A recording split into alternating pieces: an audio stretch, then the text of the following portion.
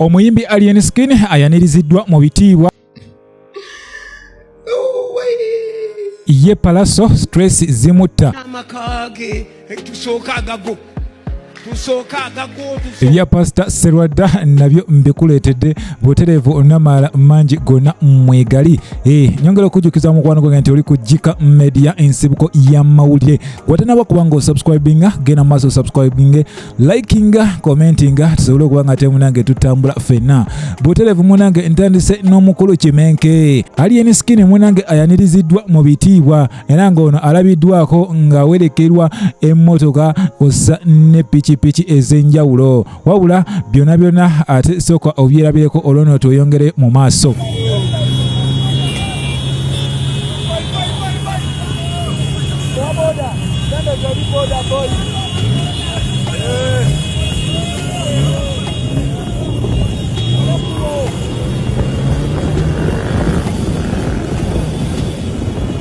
Butereevu mukwana gwange embeera yo bwetyo bweri. Ono nno kati kakomyewo mu ggwanga kitegeeza Nkwakyo Festival now is loading.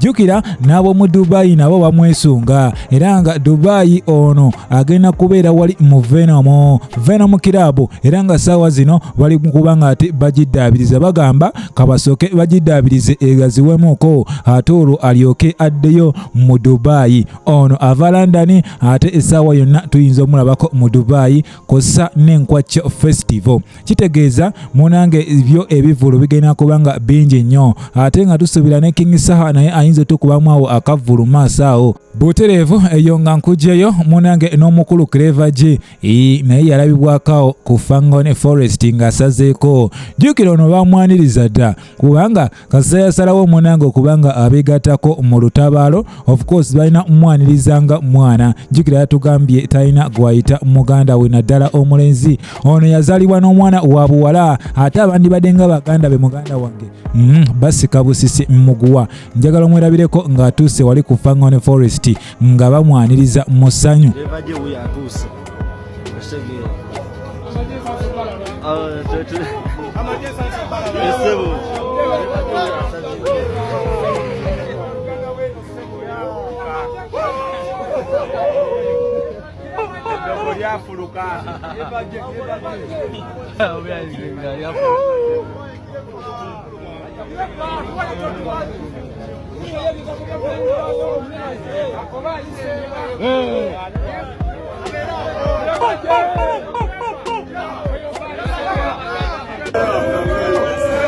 Butereevu mukwano gwange embeera bwetyo we yali. Naye tukatulabe yonna gye binagwira tujja kubaawo ffe.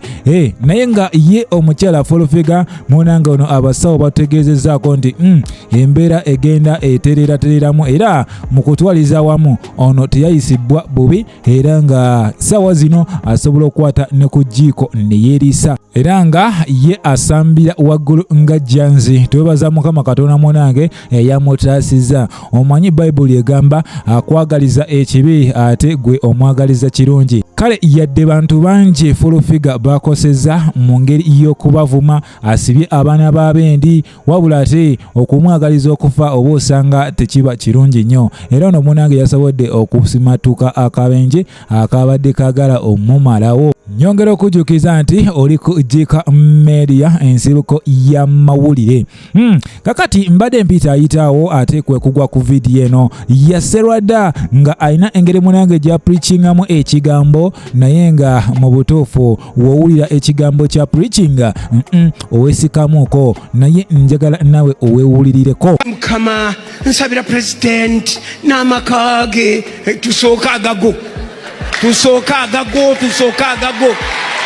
mugenda kuba engalo za mpaka tusooka agago. Omusajja gw'osabira tomanyi na sente z'alina, tomanyi bugagga bwe gye baabutereka, tomanyina batugamba n'otugamba nti ente ze zitambulira mu nnyonyi nga bazitwala okuzitunda. Gwoyo gw'osabira omusabira ki? Omusabira mukisa, sooka ogwesabire otole ku gugwo kwoba omuwa gwe tolina na mukisa. Wanje bw'akola bizinesi n'agamba nti agenda kuweereza nteze e Malawi entemu batugamba nti erimu etandikira ku $3, 3, 4, 5, 8, 10 entemu bateeka ente 20 ku nnyonyi n'amayembe gaayo. Butereevu ebyo byebigambo by'omukulu Sserwadda bw'atyo bw'ategeeza munange endiga ze ng'azigamba abange musabira omusajja awone mwagala okumuwa emikisa gyammwe naye mmwe mulina emikisa sooka weesabire omukisa then naye omutoolereko so va mu ebyo by'ogamba ate Mukama amusaasire nga nawe talinaba kusaasira eyo munange ebyo byebiriyo ebyo nga tubitadde ku bbali ng'ogyeko ekyokuba nti Alien Skin akomyewo mu ggwanga naye nga ye Pallaso munange stress zimutta. Pallaso takyava ku live wabula abeerawo nga munange weegumya ayogera kino ayogera kiri nga agirina kwanali kangende nkyale kangende nkyale mumazi. Listen man, you don't know me. All these years I've been singing for you and you still don't know me. Because if you know me, you know. Me a man of arms. Yabawandikira akatabo kubaita reasoning based on reality. Yes, it's me. Yes, but Pallaso, the toughest, baddest back gangster. Yes, indeed.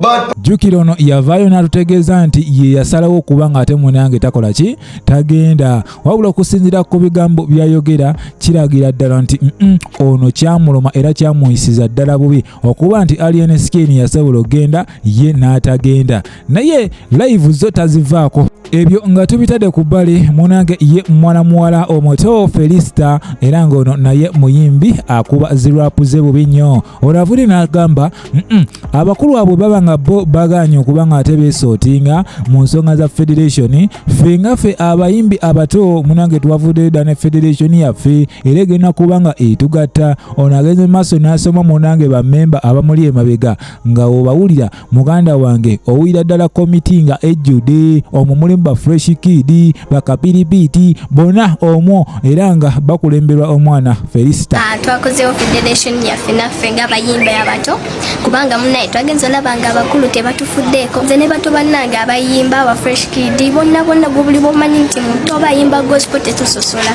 buli omu mwali mu federation mulimu nze fresh kid ring rapa kapiripi n'abalala bangi besosobola mentioning. Butereevu awono n'enkujukiza mukwano gwange nti obaddeko KIKA Media ensibuko ya mawulire kwatanaba kubanga osubscribinga genda maaso subscribinge likinga commentinga tusobole okuba nga temunange tutambula ffenna nsaba Mukama Katonda abankuumire mweraba.